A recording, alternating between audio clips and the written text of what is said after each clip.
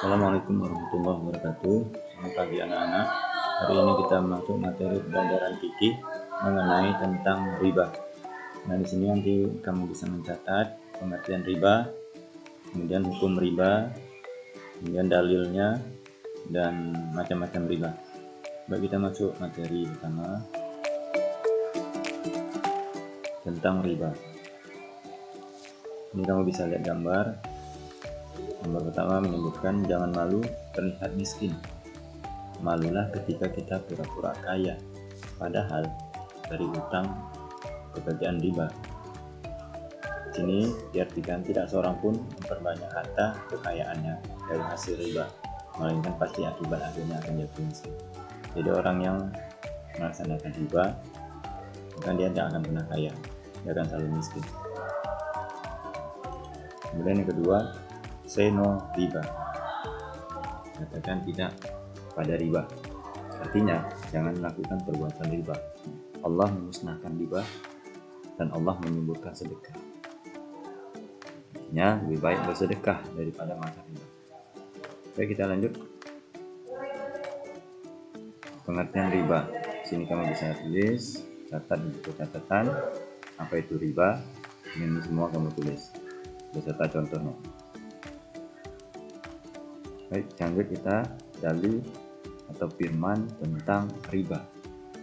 Apa dalilnya? Di sini disebutkan dalam surah Al-Baqarah ayat 275 yang berbunyi Bismillahirrahmanirrahim alladzina ya'kuluna riba. Orang-orang yang makan riba tidak dapat berdiri, melainkan seperti berdirinya orang yang kemasukan setan karena gila. Yang demikian itu karena mereka berkata bahwa jual beli sama dengan riba. Padahal Allah menghalalkan jual beli dan mengharamkan riba.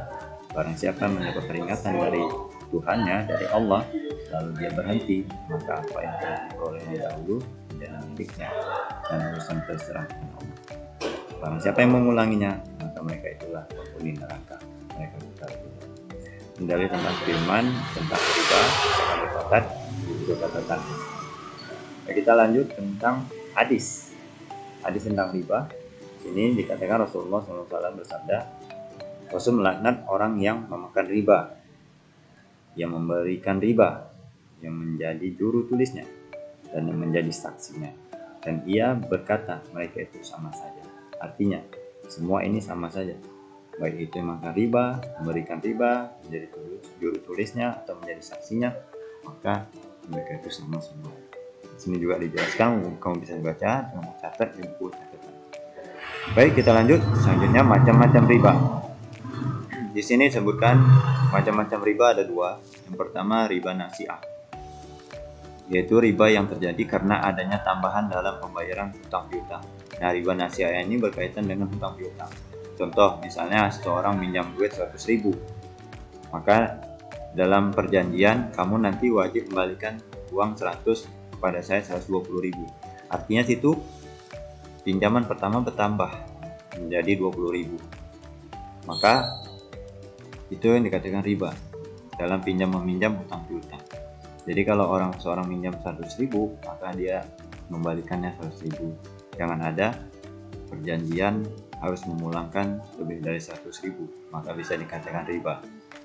Nah, hukum riba nasi'ah itu jelas haram, kecuali apabila dalam keadaan terpaksa. Contohnya seperti utang untuk biaya pengobatan anggota keluarga yang sakit, yang cukup parah, yang sangat parah, dan keadaannya cukup gawat.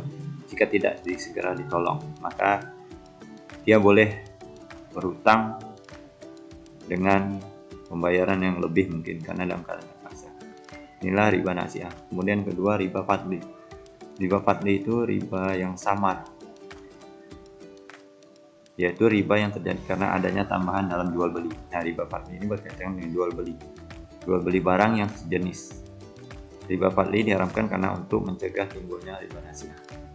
Riba fadli ini dia jual beli melebihi dari modalnya, maka dia bisa dikatakan riba. Contoh, dia beli pulpen seharga 2.000, kemudian dia jual seharga 7.000, maka lebih dari modalnya dan berlipat, maka dia bisa jadi riba fadli. Nah, itu juga dilarang dan hukumnya haram. Yang jelas, riba sekecil apapun tetap haram di sisi Allah. Baik, itu mengenai macam-macam riba. Sampai di sini materi kita tentang riba. Kemudian selamat belajar. Sampai jumpa pada pertemuan selanjutnya. Assalamualaikum warahmatullahi wabarakatuh.